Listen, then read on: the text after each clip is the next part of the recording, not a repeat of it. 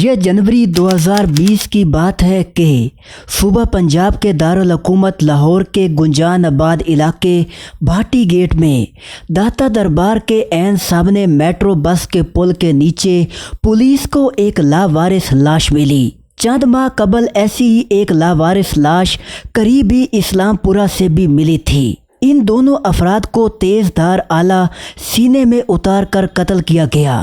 مرنے والے دونوں شخص نشے کے عادی اور مالشیے تھے اور ایسے درجنوں بے گھر افراد میں شامل تھے جو داتا دربار اور اس سے ملحقہ علاقوں میں سڑک کنارے رہتے ہیں۔ ناظرین، ہر وقت لوگوں سے بھرے رہنے والے اس علاقے میں کون ان افراد کو کس وقت اور کیسے قتل کر گیا یہ کسی کو معلوم نہ تھا، اور اگر کوئی جانتا بھی تھا تو کسی نے پولیس کو اس بارے میں کچھ نہ بتایا۔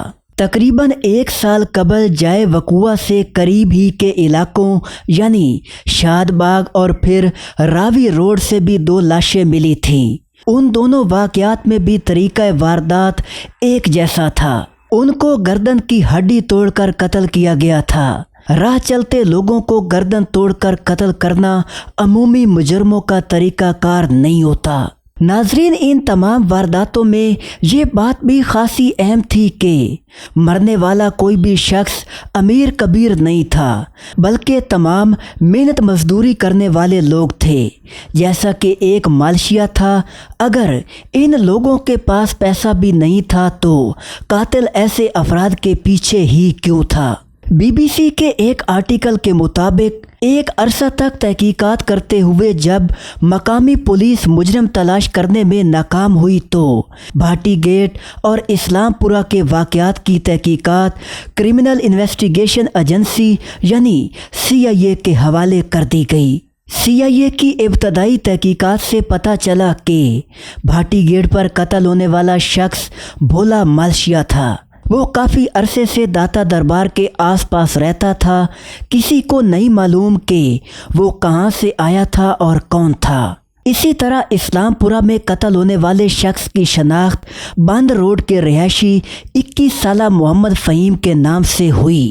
گھر والوں کے مطابق وہ نشے کا عادی تھا اور کئی دن کے لیے گھر سے غائب ہو جاتا تھا۔ ناظرین، سلسلہ وار ہونے والے ان قتلوں کی تمام وارداتوں میں قاتل مرنے والے کے پیسے، قیمتی اشیاء اور موبائل فون وغیرہ ساتھ لے جاتا تھا۔ اس لیے CIA نے ابتدائی طور پر تحقیقات کے لیے 2 طریقے اپنائے، یعنی روایتی طور پر اپنے مخبروں اور موبائل فون سے تلاش کرنے کی کوشش کی گئی۔ موبائل فون سے تو خاطر خواہ فائدہ نہ ہوا، مگر مخبروں کی معلومات سے شک کی بنیاد پر مختلف افراد سے پوچھ گچھ کی گئی۔ جن لوگوں سے پوچھ گچھ کی گئی ان میں 30 سالہ اعجاز عرف ججی بھی شامل تھا۔ اس پوچھ گچھ کے نتیجے میں CIA کی ٹیم کو یہ اندازہ ہو گیا کہ ہو نہ ہو یہ قتل اسی 30 سالہ شخص اعجاز عرف ججی نے کیے ہیں۔ ججی کے گرد گھیرا تنگ کیا گیا تو اس نے اعتراف جرم کر لیا۔ اعجاز عرف ججی نے پولیس کو بتایا کہ اس کا تعلق لاہور سے ہی ہے اور اس کے گھر کے پاس ایک دربار تھا جس کے باہر بہت سے نشہ کرنے والے لوگ بیٹھے رہتے تھے۔ ان کے پاس بیٹھنے سے اسے بھی نشے کی لت لگ گئی۔ ججی کے مطابق اس نے پہلی چوری نشے کے لیے اپنے گھر میں کی تھی اور پکڑے جانے پر گھر والوں نے مار پیٹ کر اسے گھر سے نکال دیا۔ اس دن کے بعد ججی کبھی اپنے گھر نہیں گیا۔ گھر سے نکلنے کے بعد ججی نے چھوٹی موٹی چوری چکاری شروع کر دی اور ساتھ ہی ایسے لوگوں کے ساتھ اٹھتے بیٹھتے ان سے مالش کرنے کا کام بھی سیکھ لیا۔ ججی کے اعتراف جرم کے مطابق اس نے پہلا قتل 2017 میں ایک راہ چلتے شخص کی گردن کی ہڈی توڑ کر کیا تھا۔ یہ واقعہ راولپنڈی کے علاقے فیض آباد میں ایک پارک میں پیش آیا تھا۔ ججی اس شخص کے پاس موجود نقدی اور موبائل فون لے کر فرار ہو گیا اور پکڑے جانے کے خوف سے راولپنڈی سے لاہور پہنچ گیا۔ مگر اس پہلے قتل کے بعد جب ججی گرفتاری سے بچ گیا تو اسے لگا کہ یہ تو آسان کام ہے، ایک دم اتنے پیسے مل جاتے ہیں اور آدمی پکڑا بھی نہیں جاتا۔ اس کے بعد ججی نے بے خوف ہو کر قتل کرنے شروع کیے۔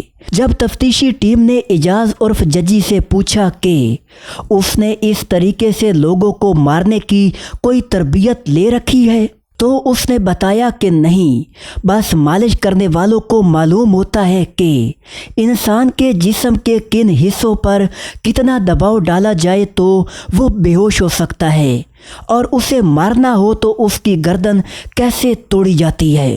اعجاز کے مطابق وہ مالش کے بہانے شکار کو قریب واقع پارک میں لے جاتا تھا اور چھری کا وار کر کے یا اس کی گردن کا منکا توڑ کر اسے ہلاک کر دیتا تھا۔